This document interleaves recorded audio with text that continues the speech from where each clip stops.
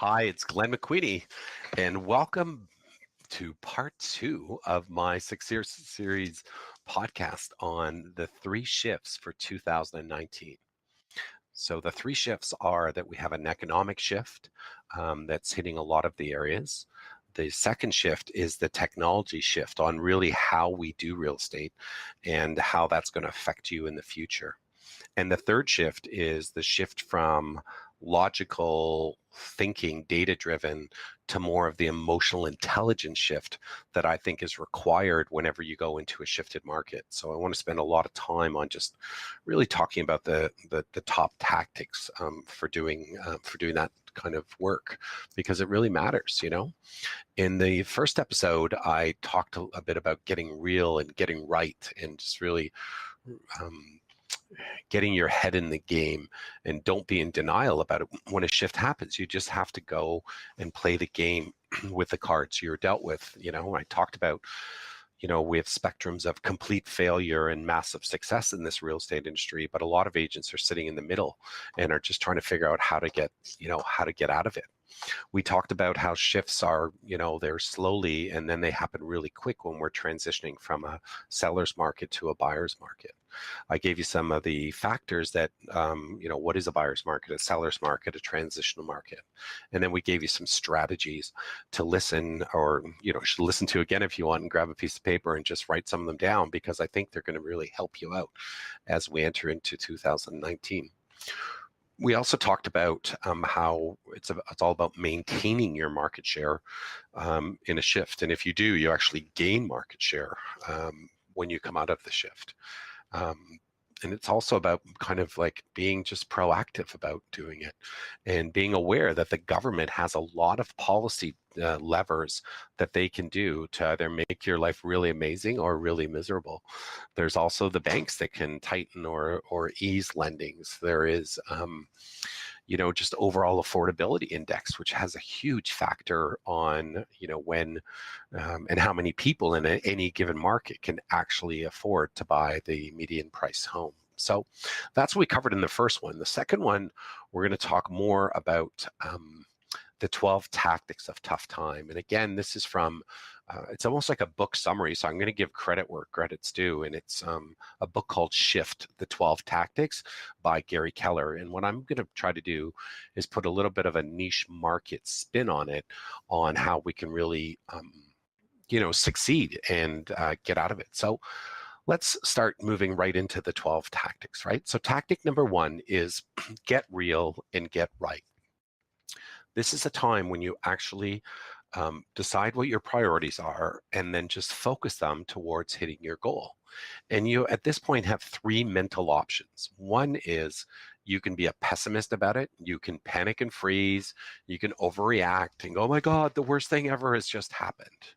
Or you could be an optimist, that's number two, where you could just deny and ignore that it's even happening, that you just decide not to react to the change and just pretend it's business as usual. And really, overall, your kind of feeling is, hey, nothing's happened. Everyone needs to buy a house and sell a house. So I'm going to ask you today to be a bit more reactive or more realistic. And that really requires you to be more calm and productive, and just realize that it's not business as usual. You need to act proactively and aggressively, and also know that history is on your side, because all that's really happened is that the needs of the buyers and sellers have changed. Let me say that again. All that has really happened is the needs of the buyers and sellers have changed. So when the market shifts, there's two shifts that you have to do. One is you have to do the mental shift, and the second is an action shift. Okay, so this is where you might want to get out your pad of paper and really kind of like understand what we're really talking about here. So on the mental shift is you have to just get real about your situation. Because when a shift occurs, like, confusion is going to follow. So don't panic. Just understand there's two shifts, a mental shift and an action shift. There's a saying that says your life will either be about your problems or your opportunities. And I'm going to tell you, in a mental shift, is that your opportunities actually become bigger. And you can either choose to run towards what you most want, or like avoid and just run away from your biggest fears, or just understand that you can't control the market. And all we can really do together is control our outlook and control our response. So that's the mental shift. The mental shift is you have to just move with the market. The action shift is you have to get right into action and into the right actions. Look at the whole totality of the situation and just realize, okay, so, not every listing is selling. So I'm going to have to take more listings in order to hit my goal. Well, it's going to probably require you to go on more appointments to even get a listing. So you're going to have to ramp up the other side of your business, which is go on more appointments just to get a listing. So if it used to be when you were prospecting that for every 20 appointments, you might have gotten 10 listings. You're a 50-50 if it was cold business, and you'd probably be 80-90% if it was referred business. You're just going to have to go on more appointments, because a lot of people might want to move, but they just might not be able to move. And you're really going to have to discriminate about which listings that you really want to take on in this market. Because what you do realize in a shift is that listings cost a lot of money. Like, there's a monthly fee, ongoing costs that you just have to keep doing. So you don't want to kind of be doing that. I'm telling you right now. So the action shift for you is you have to go into the ownership of lead generation and lead conversion. Just have to own both of those two things. They're the most important activities that you can do. Because in a shift, nothing becomes more critical than finding motivated buyers and sellers and then closing them for an appointment. Like, that becomes the game. You have to find motivated buyers, which is what I call buyer buyers who have to buy, and motivated sellers, which are really seller sellers. So I should have said your job is to find buyer buyers and seller sellers who are motivated and have to move, and then close them for the appointment.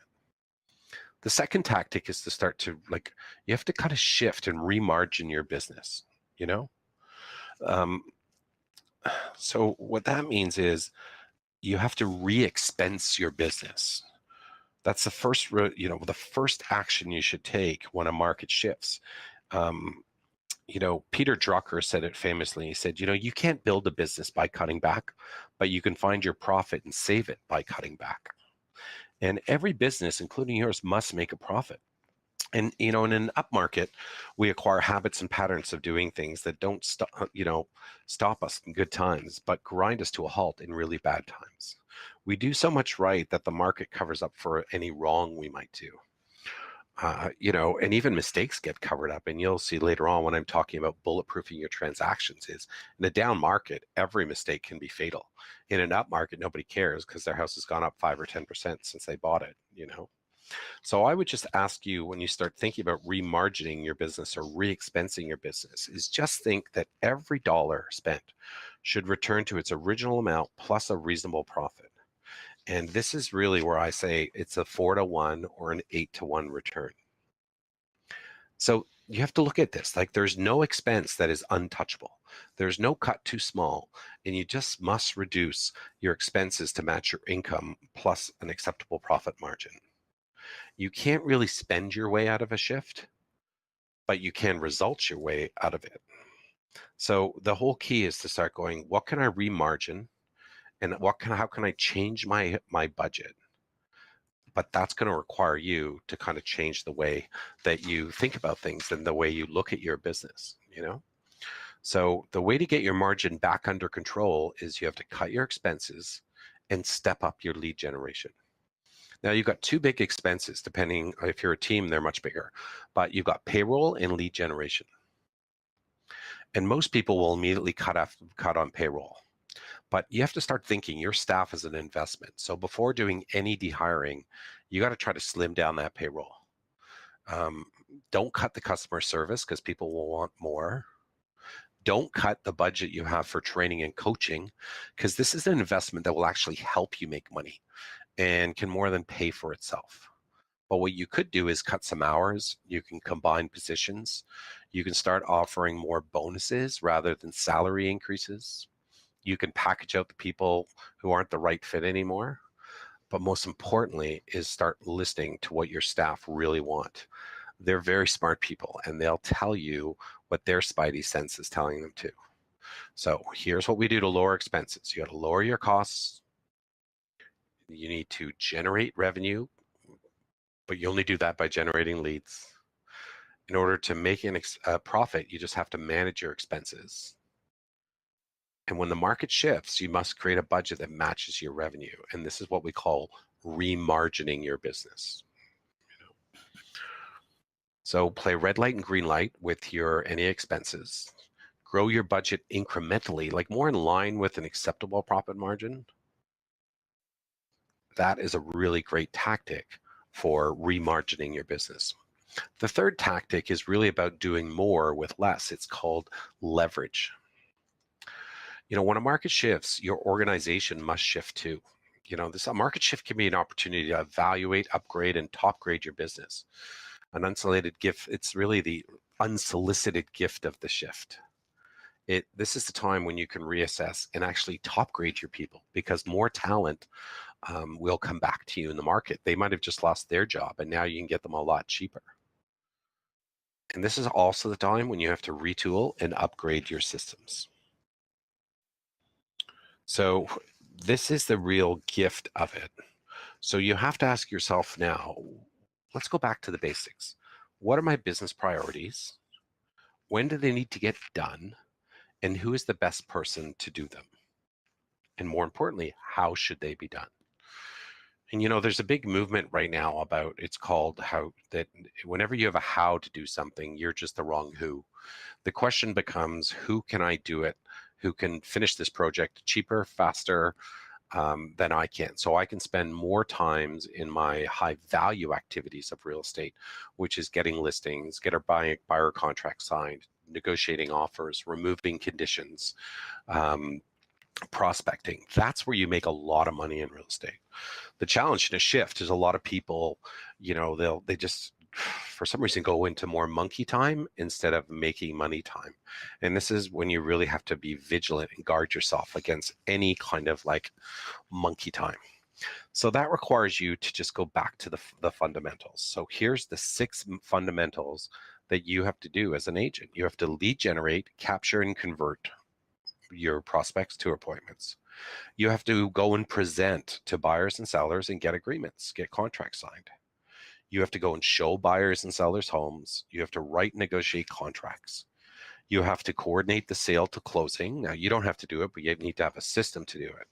And also, you have the most important thing is you've got to manage your money.